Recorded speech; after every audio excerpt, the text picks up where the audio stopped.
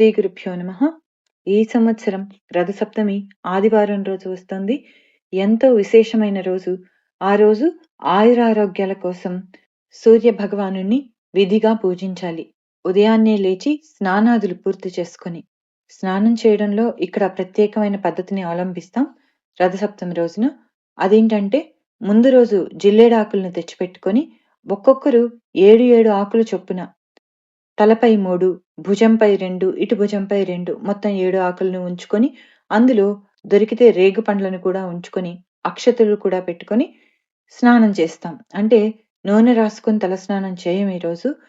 ఉత్తి తలకి స్నానం చేస్తాం కాబట్టి ఈ ఆకులవి పెట్టుకొని తల మీదుగా నీళ్లు పోసుకుంటే ఆ జిల్లేడు ఆకుల మీద నుంచి వచ్చే నీళ్లు శరీరం మీద పడి వ్యాధుల్ని తగ్గిస్తాయని నమ్మకం.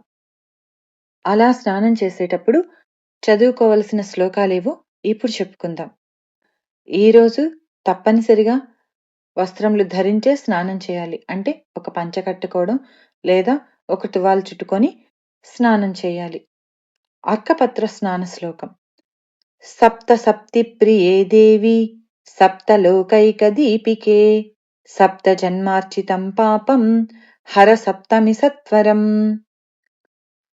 యన్మయాత్ర కృతం పాపం పూర్వం సప్తసు జన్మసు తత్సర్వం శోకమోహౌ చ మాకరీహంతు సప్తమి. అంటే ఈ శ్లోకం అర్థం ఏంటంటే, సప్త జన్మలుగా ఆర్జించిన పాపం ఏదైతే ఉందో దానిని ఈ రథసప్తమి పాపం ఉపశమింపచేయుగాక, అనగా తొలగించుగాక అని అర్థం. నమామి సప్తమీం దేవీం సర్వ పాప ప్రణాశినీం సప్తార్కపత్ర స్నానేన మమ పాపం వ్యాపోహతు. ఈ 3 శ్లోకాలు స్నానం చేసేటప్పుడు చెప్పుకోవాల్సిన శ్లోకాలు. ఆ తర్వాత సూర్య భగవానుడికి అర్ఘ్యప్రదానం చేస్తాం. అందుబాటులో ఉంటే రాగి చెంబులో కానీ, రాగి పాత్ర, రాగి గ్లాస్ ఏదైనా కావచ్చు, అందులో కొంచెం కుంకుమ, ఎర్రని పువ్వులు వేసి సూర్యుడికి అర్ఘ్యప్రదానం చేయాలి. అర్ఘ్యప్రదాన శ్లోకం. సప్త సప్తివః ప్రీత సప్తలోక ప్రదీపన సప్తమే సహితో దేవ గృహాణర్ఘ్యం దివాకర. ఈ శ్లోకాన్ని చెప్తూ 7 సార్లు సూర్యుడికి అర్ఘ్యం ఇవ్వాలి. సూర్యుడికి అర్ఘ్యం ఇవ్వడం అంటే, ఎదురుగా ఒక పాత్ర పెట్టుకొని, పాత్ర అంటే ప్లేట్ కానీ తాంబాళం కానీ ఏదో ఒకటి పెట్టుకొని, అందులోకి మన చేతుల్ని పైకెత్తి, అంటే తల కంటే కొంచెం పైగా చేతుల్ని ఎత్తి, మనం తీసుకున్న పాత్ర, రాగి పాత్రలో నీళ్లు తీసుకున్నాం కదా, ఆ పాత్రలోంచి 7 సార్లు సూర్యుడికి నీటిని వదలాలి కింద పెట్టుకున్న పాత్రలోకి. అంతే. ఈ శ్లోకం చెప్పుకుంటూ వదలాలి. దీనివల్ల ఏమొస్తుంది అంటే, యదా జన్మ కృతం పాపం మయా జన్మసు జన్మసు తన్మే రోగంచ శోకంచ మాకరీహంతు సప్తమి.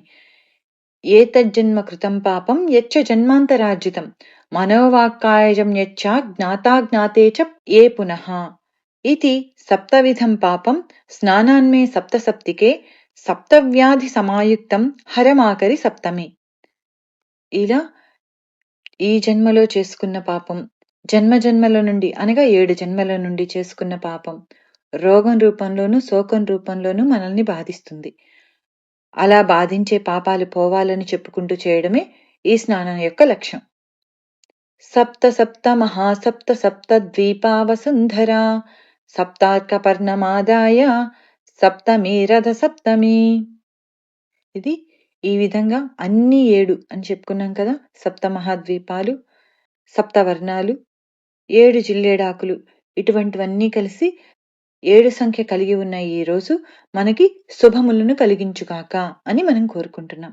ఇట్లా సూర్య భగవానుని కోరుకుంటూ సూర్యుడికి అర్ఘ్యప్రదానం చేసిన తర్వాత ఆదిత్య హృదయం, ఆదిత్య కవచం, 12 ఆదిత్య నామాలు, సూర్య భగవానుడి అష్టోత్తరం, సహస్రనామావళి, మనకు ఏది వీలైతే అది శ్రద్ధగా చదువుకుంటే ఉత్తమమైన ఫలితం లభిస్తుంది. కాబట్టి ఈ రథసప్తమిని సంపూర్ణంగా సద్వినియోగం చేసుకుని ఆ సూర్య భగవానుని అనుగ్రహంతో ఆయుర ఆరోగ్య ఐశ్వర్యాలను పొందాలని మనసారా కోరుకుంటూ, వాసుదేవ.